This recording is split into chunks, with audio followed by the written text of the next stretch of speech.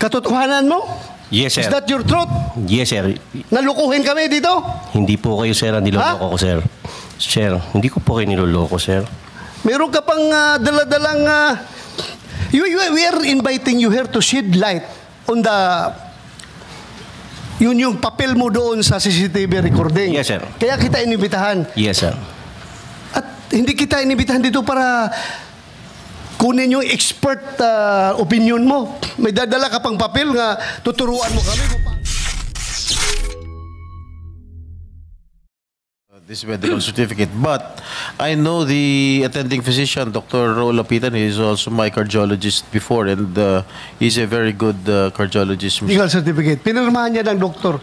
May oath ang doktor na talagang hindi sila dapat magsisinungaling sa kanilang tungkulin. But then again, being the chairman of this committee, gusto ko rin talagang andito sana siya. Yeah, because you know, kung basehan natin yung video, marinig natin na very serious yung allegations about yung sinasabi na pwedeng ipapatay si Morales, maraming paraan para patayin si Morales. And hindi ko rin makukonsensya kapag after this hearing, kung i-terminate na natin itong hearing na ito ngayon, tapos may mangyari kay Morales, mamamatayan, dahil hindi natin nakumpronta si James Kumar as to the veracity of that conversation. So, I think I am remiss of my duties kung hayaan natin na isara lang ito na hindi mapakinggan si Kumar. Kasi very serious yung sinasabi nitong former Napolcom personnel na si Picoy, kahit na sinasabi niya na katang-isip lang yung nasabi na, well, I don't believe you, Mr. Picoy. I don't believe you. In the first place, sinasabi mo na katang-isip mo yun. Pero, paano ka, alam ko yung ginawa mo ngayong discartes, afterthought na lang. Gusto mo lang magpapalusot. Dahil, sabi mo, last hearing, na gusto mo lang, diskarte mo lang yun para maimbitahan ka dito, para pakita ka ng mga ebidensya mo na yung dala mong papel, para mapatawag ka lang, kaya mo ginawa yun. Sinabi mo naman na hindi ka narinig, hindi mo alam na nandun si Morales, nakikinig sa usapan ninyo. At hindi mo alam na mayroong video recording, may CCTV. How come na magdrama-drama ka doon kung ganon? So I don't really believe you, Mr. Santiago. Yeah, you answer. Sir, para sa akin po, sir, opinion niyo po yun eh. Pero ang katotohanan po, nasabi ko na po. Katotohanan mo? Yes, sir. Is that your truth? Yes, sir. Nalukuhin kami dito? Hindi po kayo, sir, ang niloloko ko, sir. Sir, hindi ko po kayo niloloko, sir. Meron ka pang daladalang... we are inviting you here to shed light on the... Yun yung papel mo doon sa CCTV recording. Yes, sir. Kaya kita inibitahan. Yes, sir. At hindi kita inibitahan dito para kunin yung expert opinion mo. May dadala ka pang papel nga tuturuan mo kami kung paano gumawa ng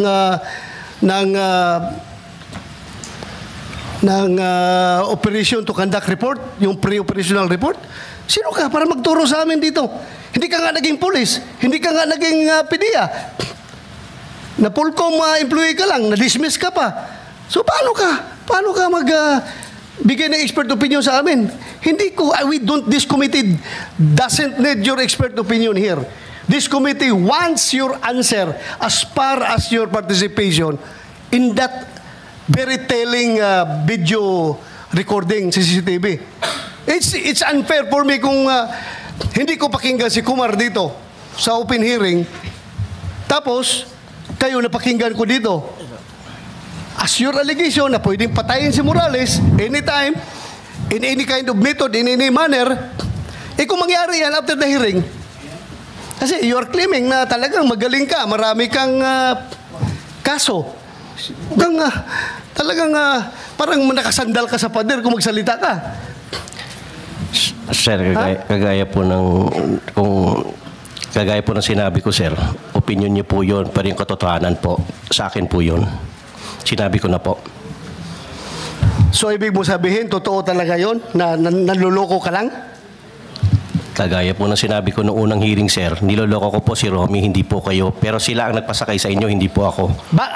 Anong reason mo? Bakit mo siya niloko? Kagaya po nung sinabi ko noong unang hearing, sir, meron po sana akong gustong patunayan na dalawang bagay. Yan ang unang bagay na nakarating ako dito. Dahil sa kwento ko sa dalawa, hindi po kasama kayo. Siya ang nagpasakay sa inyo, sir, hindi ako. Ano nga rason? Bakit mo magloko? Lukuhin si itong kausap mo?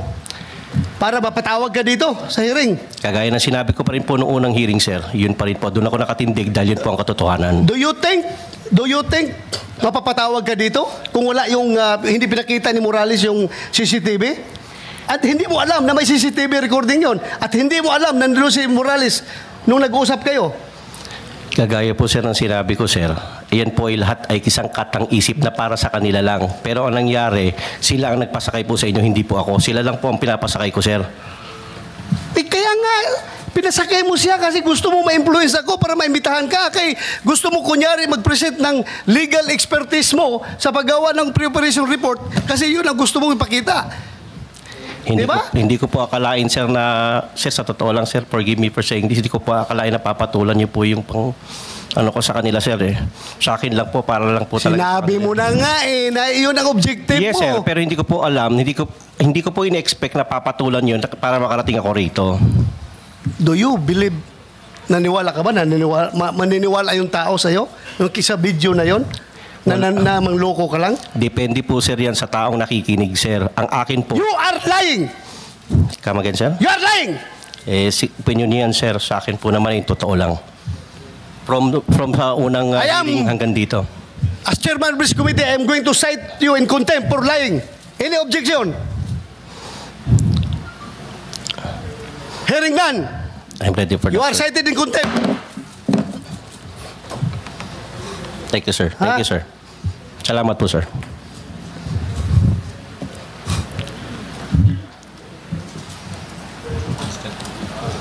Kumsik, you take custody of this person.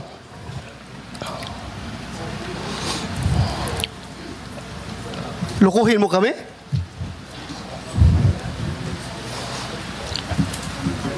May dala na po akong bag, sir.